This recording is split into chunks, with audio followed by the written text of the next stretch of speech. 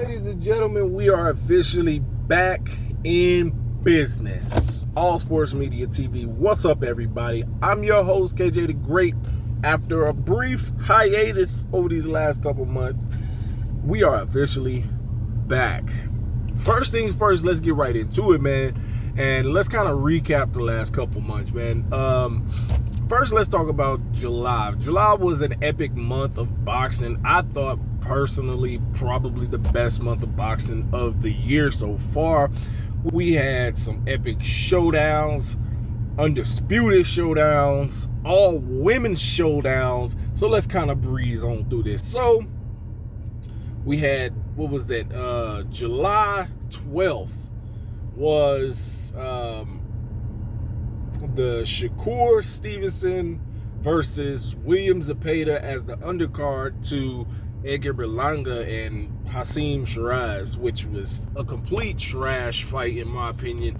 Edgar Berlanga is not an elite boxer. He's a really good talker. I hate listening to that guy talk. He sucks on the mic. He sounds stupid. He needs to move back down to 160 in my opinion, because the guys at super middleweight just seem like they're too big, too strong for him. So yeah, he got knocked out in like the 4th round, 5th round of his fight. Bad.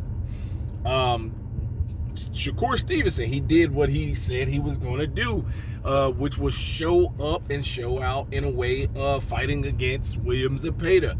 He got hit more than what he usually does, but that was him playing to the crowd, as you would say, playing to the commentators, the fans, the critics, and the analysts and all that, proving that he can fight in the pocket, give a punch, take a punch, all of that, and he did it extremely well. I thought he won that fight with flying colors.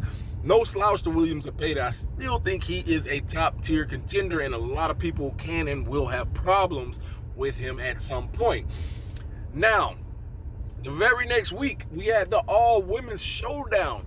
And props, this is the only time you hear me say this, props to Jake Paul for putting on for women's boxing. As you know, I am a big fan of women's boxing, protect women's sports at all costs. So let's start at the top, man, or close to the top. Or we could start somewhere in there. Chantel Cameron made her ring return. Man, that was a good one. Another fight that was a person stepped in was Shanika Johnson against Sharita Metcalf. They ended up stopping that fight late, as Shanika Johnson was just too much for Sharita Metcalf.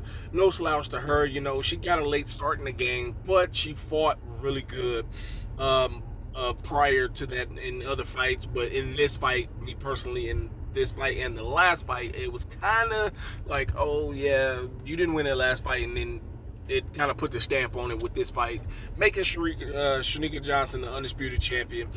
And then we had a title unification with 2 star-studded super middleweight champions. I told everybody this fight 2 years ago was going to come to fruition, and it was Savannah the Silent Assassin Martian against Shadasha the Sweet Terminator Green. I kept thinking in my mind, somebody's gonna hit the canvas or somebody's gonna get knocked out, excuse me. But they had really good moments in this fight. Shadasha Green, she caught some heavy hands from Savannah Marshall, but she also delivered some heavy hands to Savannah Marshall. She lost a point early in the fight, which I think we all can agree was total BS. But I scored the fight personally with the point loss of 95-94. I thought Shadasha Green controlled from the middle rounds, like round 5 and on. That's where I think kind of the slight separation was. You could see it either way. I know a lot of people were, having that.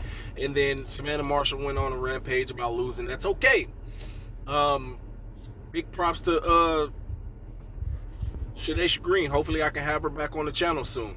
Then, we had the undisputed showdown. Well, hold on. We had Alicia Baumgartner making her ring return. My opinion, I think she got a gift in that fight because she didn't look good at all to me. She looked like her timing was off. She looked slow, a little lethargic. Like I was saying, maybe it's time for her to move up in weight because maybe she's always in shape, or maybe the weight cut got to her. I don't know, but she didn't look good. Now, the trilogy fight, Katie Taylor, Amanda Serrano, was not what we expected. Best fight in the series was fight 1. That was an all-out banger. The second fight was a slow, sluggish, ruggish, head-button type of fight. And this fight was kind of odd from a strategic standpoint of Amanda Serrano. It was like she was punching air at times, and she wasn't really wanting to commit and get inside. I think she was kind of worried about getting head-butted again. But you can't outbox a boxer like Katie Taylor. Katie Taylor won this fight unanimously. There's no argument in that. Now, also, we had the undisputed showdown for the men, heavyweight showdown between Alexander Usyk, undefeated, two-time now undisputed heavyweight champion, and former IBF heavyweight champion Daniel Dynamite Dubois. I thought this fight was gonna be something stellar, and it turned out to be stellar, just not in the way I thought. Daniel Dubois, in my opinion, started this fight out too fast, and by the third round, you can hear him huffing and puffing, throwing his punches. Now, you gotta remember, you're dealing with somebody who has fast hands, has power, counter-punching ability to slip, hit, not get hit at the heavyweight division. You cannot go in there, and he can fight at the same pace all 12 rounds. So you cannot go in there fast trying to wear him down. You've got to go in there strategic and try to wear him down. But that didn't happen for Daniel Dynamite Dubois. He got dropped with a left and a right, and then in the next round, he was just throwing. He just came out there. Props to him.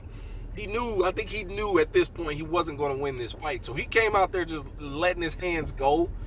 And then that's when you seen that hook, that left hook, bam, come through, and bam, right back on another one and dropped him. And that was the end of the fight. A lot of people were saying Daniel Dubois, he quit, he gave up. You could probably say that, but, it's kind of one of those moments where you just have to wave the right white flag, I guess, because he could have gotten up. But he would have gotten probably a ref stoppage if he would have gotten back up. It probably would have turned out a little worse if he got up. Maybe my opinion, and I know a lot of other fighters' opinion, get up, get knocked out, go out on your shield. They went out on the shield though, but not everybody wants to go out cold in a Deontay Wilder Fury 3 type manner. It's one of those where people don't want to see you hit the canvas like that, and he probably didn't want to hit the canvas like that, and that's okay. That is okay. Now, we are in the month of August, and we've got fights lined up in August. None of the biggest fights, but there are some key marquee fights. So I won't get into it too much. I will make videos individually on those. This is just a catch up video. And we all know what's happening in September. That's the fight of all fights, and we will be tuned in on that one as well. So let me know what you guys think about all of these fights. What did you think about the month of July, the women's card, Alexander Usyk?